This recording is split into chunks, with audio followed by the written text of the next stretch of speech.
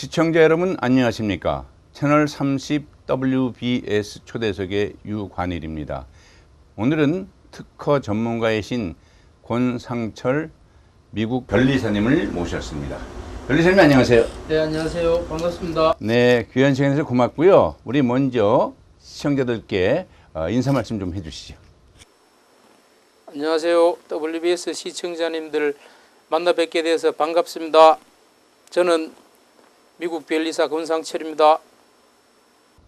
감사합니다. 네, 우리가 보통 특허 하면은 생활 속에서 그래도 자주 접하는 단어 아니겠습니까?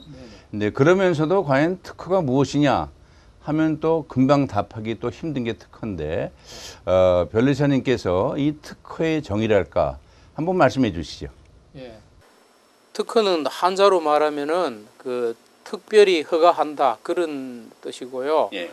일종의 모노폴리인데 독점권을 주는 겁니다. 네네네. 독점권을 주는데 아이디어 낸 거에 대해 가지고 일정한 기간 동안 정부에서 예. 이제 그 아이디어라고 하는 것은 사실상 노력이 많이 들어가는 거기 때문에 그 노력을 다른 사람은 그 노력을 하지 않아도 되도록 그것을 일반 대중에게 알리고 그 대가로 정부는 일정한 기간 동안 지금은 전 세계적으로 20년 동안 출원일로부터 독점권이라고 하는 특허권을 주고 있습니다. 네, 아주 명쾌하게 특허의 정의를 잘 말씀해 주셨는데요.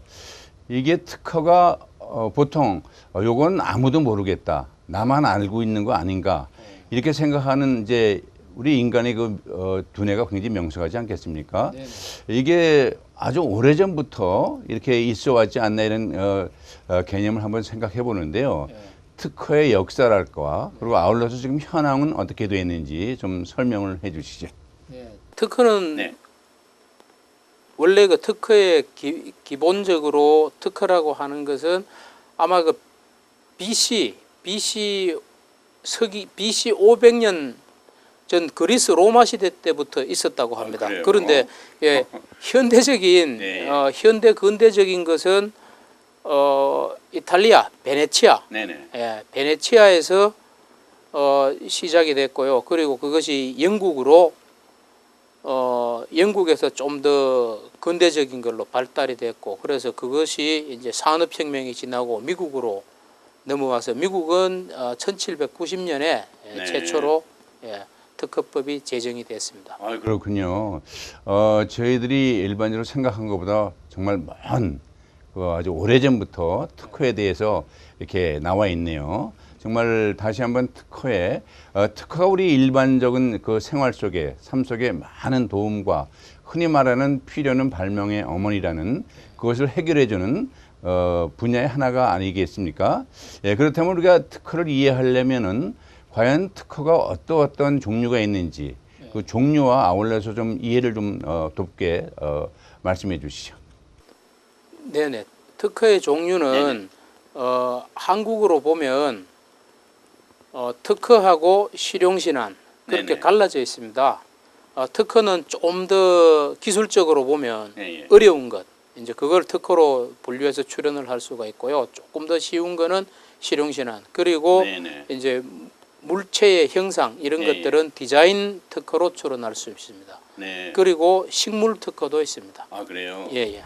예, 종류가 상당히 많네요. 식물 특허하니까 갑자기 생각나는 것이 오래전에 씨 없는 수박, 네. 또 어떤 쪽에 뭐 네모난 수박도 만들어내지 않겠습니까? 예, 옛날에 우장춘 박사님께서 개발하셨죠. 예, 맞습니다. 시험. 예. 그래서 그 식물뿐만 아니라 여러 가지 다방면에 있는데 그렇다면 그런 식물이나 이런 걸 새로운 품종이나 좀 개발된 품종을 만들어냈을 때 그것도 특허에 혹시 포함이 되는 것인가요? 네네. 또 거기 재생할 수 있어야 됩니다. 아, 한 번 딱 되는 게 아니고 아, 계속 연속적으로. 연속적으로 예. 연속적으로 돼야 나중에 또 만들고 그렇죠. 하지 않습니까? 식물도 연속적으로 재생이 될 경우에. 아. 그러면 이제 나도 이제 요거 지금 생각한 건지 그것도 내용을 볼 적에 우리가 일반적으로 보이는 기계나 기구, 편리한 기구 이런 건 이제 금방 들어오는데 아이디어, 네. 흔히 말하는 지적 뭐 재산권이랄까 또 다른 분야 아니겠습니까? 네네. 요즘 현대의 그 특허라면은 어떤 특징이 있는지 아울러서 같이 좀 설명해 주시죠. 이제 사실은 예. 이제 특허는 지적재산권 안에 이렇게 포함이 되어 있는데 지적재산권은 특허를 위시해가지고 특허를 위시해서 네네. 저작권 저작권도 결국은 넓은 범위에서 보면 지적재산권 안에 들어가는 거죠. 그렇군요. 예. 저작권 아니면 상표의 이름, 트레이드 마크, 그렇죠. 예. 예.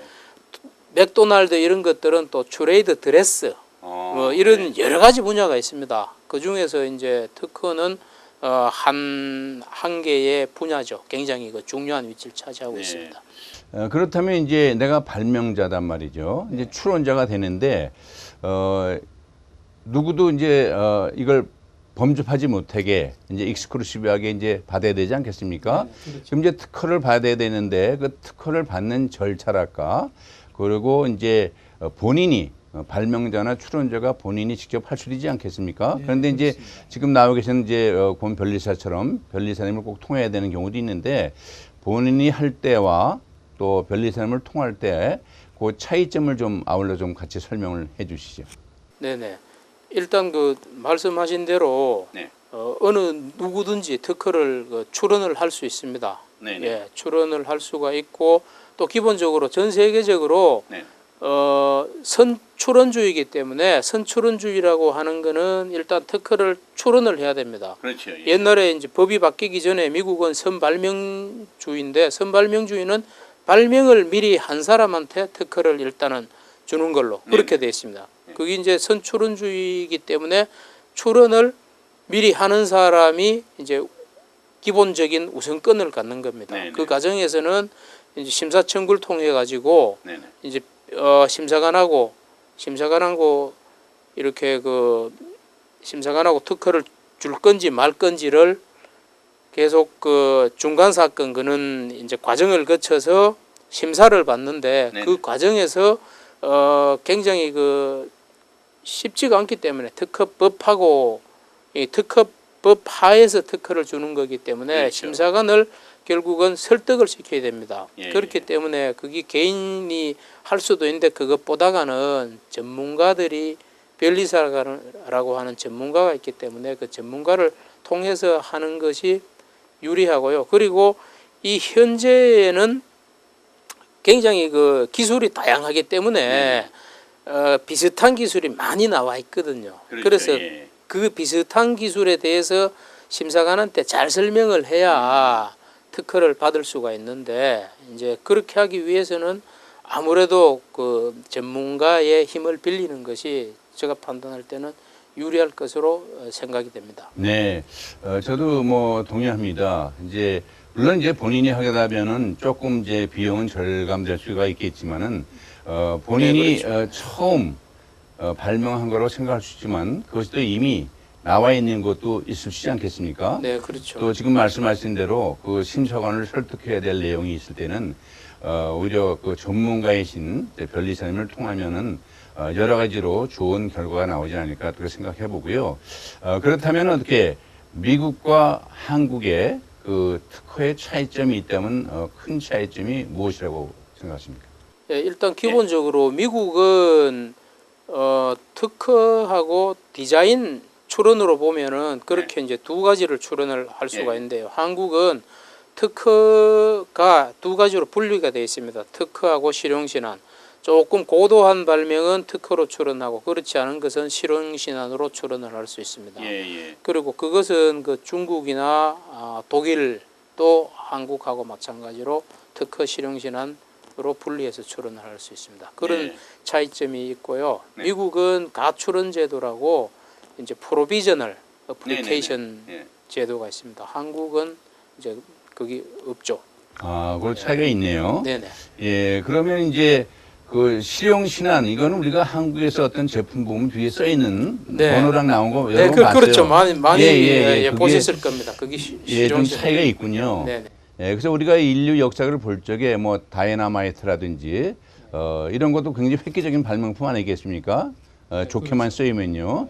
예, 그렇지만 또 이제 일상생활에서 조금 이렇게 소소한 발명품 네. 차이점이 있네요. 네네. 예. 그렇다면 이제 나도 한번 이제 이 미국에서 변리사가 한번 되고자 하는 그 후학들을 위해서 미국에서 변리사가 되려면 어떤 과정과 절차가 필요한지요? 일단 변리사가 되려고 네네. 하면요, 이공계를 나와야 됩니다. 아, 그래요? 예, 공학, 예, 예. 예, 공학 전공을 해야 되고, 전공이 아닐지라도 아, 예, 예. 일정의 어, 이공계 과목을 이수를 해야 됩니다. 예, 예. 이수를 하고 패턴 에이전트 시험을 거쳐서 합격을 하면 70점 이상 맞으면 패턴 에이전트가 됩니다. 예, 그러니까 패턴트 바 미국 변리사 시험이 뭐 객관식이겠지만은 예. 결국은 그 시험 내용을 제대로 파악해야지만 그 해답을 쓰지 않겠습니까? 네, 그렇죠. 그러니까 일단 제일 중요한 게 또 뭐 아무리 강조해도 지나침이 없겠지만 영어를 확실하게 독해할 수 있는 실력은 분명히 있어야 된다고 보네요. 네, 그렇죠. 예, 그리고 이제 말씀하신 대로 이공계 전공이든지 또 이공계 시험을 합격하든지 또 이공계 또 경력이 꼭 필요하네요. 네. 예, 한국은 네. 사실 그 점도 차이점인데요. 네네. 한국은 시험만 되면은 되는 거죠. 이공계가 나오지 않아도 전공과 관계없이. 예, 전공하고 관련이 없이. 그러니까 그 점이 차이입니다. 아, 그러네요. 사법시험처럼 사법시험처럼 요즘 좀 그렇게 누구나한테 돼 있군요. 문호가 개방되어 있죠. 예. 미국은 어떻게 보면 좀 더 전문화가 되어 있다고 볼 수가 있겠습니다. 예, 그리고 반드시 영어가 잘 되어야 되죠. 그렇군요. 기본적으로 왜냐하면 미국 특허청 심사관들하고 심사 과정에서 거절권에 대한 응신을 해야 되기 때문에 네. 영어가 원활하게 되어야 심사관들하고 결국은 그 심사관들하고도 그 소통이 잘 돼야 되는 거거든요. 그렇죠. 예. 미세한 차이가 있지만 선행 기술 때문에 그 차이를 잘 설명을 해가지고 본 그 발명의 장점 이런 것들을 잘 설명을 해야 특허성을 인정을 받을 수가 있는 거기 때문에요. 네네. 사장님 말씀하신 대로 네. 영어가 굉장히 중요합니다. 언어가. 네. 그러니까 이제 뭐 시험 합격할래도 영어가 필요하지만은 합격하고 나서 변리사 이렇게 전문직에 종사할 때도 그 고객들의 그 만족을 충족시켜 주려면은 그 심사관들하고 하에 그 여러 가지 설득할 수 있는 그 정도의 그 영어 실력은 꼭 필요하다고 봐야 되겠네요. 영어 실력 플러스 예. 기술적인 이해도 네. 그런 것들이 복합적으로 이제 작용을 해야 만족할 만한 서비스를 제공할 수가 있는 거죠. 뭐 우리가 흔히 아는 얘기지만 그래도 본인이 아무리 실력이 있어도 그것을 표현할 수 있는 그 툴인 그 언어에 대한 그 영역이 더 필요한 부분이 아닌가 생각이 들어지고요. 어떻게 권 변리사님께서는 어떻게 이렇게 변리사의 길을 미국 변리사의 길을 걷게 되셨는지 그 과정과 그 내용을 좀 설명해 주시죠. 예, 저는 원래 그 90년대 초 89년에 한국의 S전자에 입사를 했었습니다. 그때는 그 연구원으로서 입사를 해서 연구개발 종합연구소에서 연구개발을 하고 있었는데 그때 미국의 반도체 회사 T사로부터 특허 공격을 받았습니다. 그래서 이제 회사 입장에서는 특허가 중요했었고요.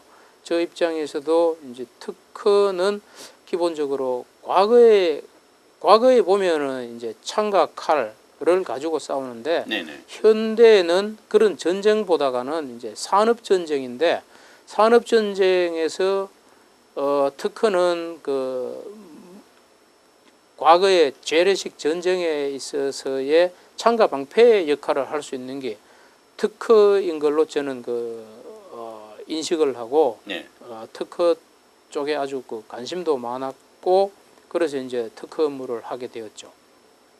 네, 그러면은 지금 말씀하신 대로 S전자에서 그 어떻게 보면 처음에는 방어권 차원에서 이렇게 시작했지만은 변리사님께서 이렇게 그 동안에 하신 내용 중에서 이렇게 소개할 만한 특허 출원이라든지 고객들의 그 만족을 충족시켜준 그 내용이 있으면 이 기회를 통해서 좀 소개를 해주시죠. 네, 제가 그 당시에 98년인데요. 98년에 네. 연구원들하고 아이디어 발상회를 해가지고 특허 출원을 한 것 중에 그 당시에 이제 이슈가 되었던 것들은 네. 아날로그 TV에서 디지털 TV로 넘어가는 네, 네. 디지털로 넘어가는 그런 그 변환기에 있었습니다. 패러다임이 시프트 하는 그 시점에서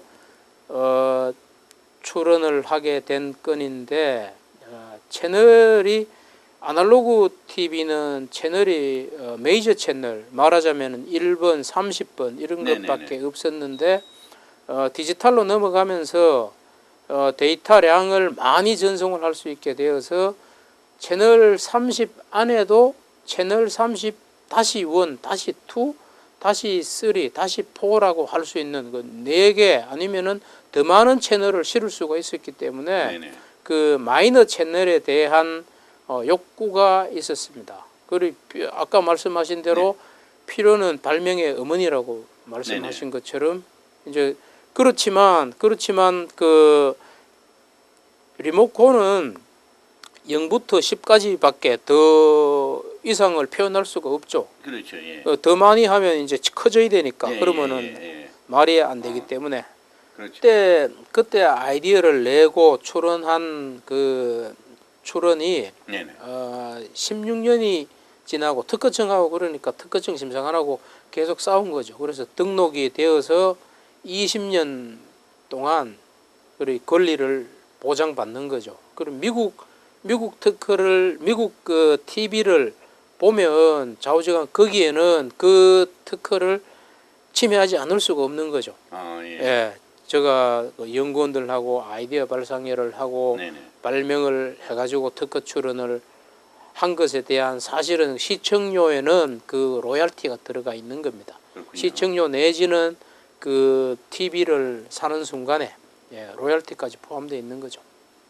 특허의 중요성은 그 중국의 샤오미라는 모바일 폰 만드는 회사가 있는데요. 중국에서는 매출이 1위입니다. 마켓쉐어가 1위인데 네네. 미국에 들어오지 못하고 있습니다. 그 왜요? 이유 중에 하나는 예. 미국에 특허권이 없어서 그렇거든요. 그만큼 그 특허는 중요합니다. 현대 그 산업에 있어가지고. 네. 예. 그래서 그 특허의 중요성은 그런 것들로부터도 알 수가 있는 거죠. 네. 이렇게 여러 가지 많은 그 내용이 있는데 그래도 이제 이쪽 지역에서 이제 활발하게 이제 변리사님으로 활동하고 계시지 않습니까? 근데 개인적인 그런 영역도 있겠지만 이제 그 이곳 지역의 한인 사회하고 어떻게 연계하면서 조금 활동하고 계신지 좀 소개를 해주시죠. 네, 그 미주 발명가 협회 이제 이윤호 회장님하고 예, 연계해 가지고요. 예.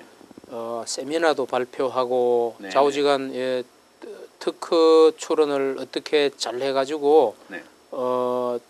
그 지적인 창작물을 보호를 해줄 건지 이제 그런 데 대한 생각을 계속하고 거기에 대해 가지고 이제 계속 그 지역 사회에 일익을 담당을 하고 보호를 그 창작물을 보호하기 위해서 노력을 기울이고 있습니다. 네. 예. 예, 저희들이 뭐 이제 언론을 통해서도 그렇고 그 미주 한인 발명가 협회 이윤호 회장님과의 그 세미나를 통해서 정말 여러 가지 내용이 있지 않겠습니까? 우리가 특허 출원할 때 주의할 점이라든지 좀 더 이렇게 빨리 할 수 있는 방법이라든지 저희들이 전문적으로 알 수 없는 부분들을 이렇게 권 변리사님께서 아주 자세하게 이렇게 한인 사회를 위해서 알려준다는 것이 아주 고무적인 현상이라고 생각이 들어지고요. 앞으로 그런 활동과 아울러서 향후 우리 변리사님의 그 계획과 비전이 있으면 마지막으로 좀 정리를 해주시죠. 네. 항상 그 제일 문제가 될 수 있는 부분은 네. 그러니까 어디에선가 필요로 하시는 분이 있는데 그렇죠. 필요로 하시는 분들하고 이제 그 기회를 제공해 드릴 수 있는 분하고 서비스를 그 연결이 잘 안 되거든요. 그렇죠. 그래서 예. 이제 그런 것들을 어떤 협회를 통해 가지고 이제 그 미주 우리 발명진흥협회를 통해서 네네. 이렇게 연락을 할 수가 있고 서로 정보를 교환하고 이제 그럴 수 있는 기회가 이제 주어진 거에 대해서 저도 이제 감사하게 생각하고요.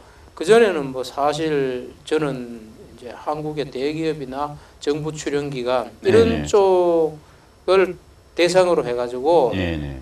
이렇게 그 제가 그 좋은 특허를 만들어 드리고 했는데 지금은 이제 우리 그 지역 사회에 네네. 기여를 할 수 있는 그 기회가 주어지면 거기에 대해 가지고 저도 이제 열심히 봉사도 하고 네네. 저도 이제 거기에 반대급부로 이제 서비스에 대한 이제 그런 것들도 저도 좀 보답을 받고 그렇게 하고 싶습니다. 그리고 예. 사실 특허 출원하고 이게 사실은 굉장히 그 전문가들이 할 수 있는 그런 부분이거든요. 일단은 누구나가 생각할 수 있는 이제 기발한 아이디어가 있으면 그거를 빨리 결국은 선출원주의이기 때문에 빨리 출원을 해야 됩니다. 빨리 출원을 해가지고 그거를 이제 심사관이 만약에 거절이 나오면 그거를 적절하게 심사관하고 연락을 취해 가지고 그 적절하게 거절 이유서에 청구 범위를 잘 작성을 해야 되는데 그 청구 범위를 사실 잘 작성한다고 하는 것이 개인적으로 하기는 쉽지가 않은 그 영역이거든요. 그렇죠. 그래서 전문가의 도움을 받는 편이 제가 볼 때는 굉장히 그 유리할 걸로 생각을 합니다. 그리고 지금 보면은 그 14일 날 미국 대통령 트럼프 대통령이 네. 중국에 대해 가지고 그 지적 재산 침해 문제에 대해 가지고 조사를 하라고 미국 네네. 무역 대표부에 예. 지시를 했습니다. 그런 것들을 볼 때 앞으로도 특허를 비롯한 지적 재산권에 대한 그 중요도는 날이 갈수록 커지고 있기 때문에 어떻게든 우리 그 한인 사회도 제가 볼 때는 많은 전문가들이 새로 그 배출이 돼 가지고 우리가 아이디어로 나오고 창작을 하고 연구 개발을 하고 그런 그 노력이 들어간 것들이 정당하게 그 보호가 받을 수 있도록 그런 일들을 하는데 일익을 담당하고 싶습니다. 네. 특허의 범위가 정말 개인을 지나서 또 기업, 기구, 또 한 발 더 나와서 국가 간에까지 이게 확대되고 있는 이런 현대적인 세상에서 이제 앞으로 이제 우리 권 변레스님께서 기업이나 기구뿐만 아니라 이 개인적인 특허 출원에 있어서도 많은 도움을 주게 되기를 바람하지 않겠습니다. 변리사님 이렇게 바쁘신데도 불구하고 이렇게 귀한 시간 내주셔서 좋은 말씀, 귀한 말씀 대단히 고맙습니다. 네, 감사합니다. 오늘은 특허 전문가이신 권상철 미국 변리사님을 모시고 대담으로 진행했습니다. 여러분 감사합니다. 안녕히 계십시오. 네, 감사합니다.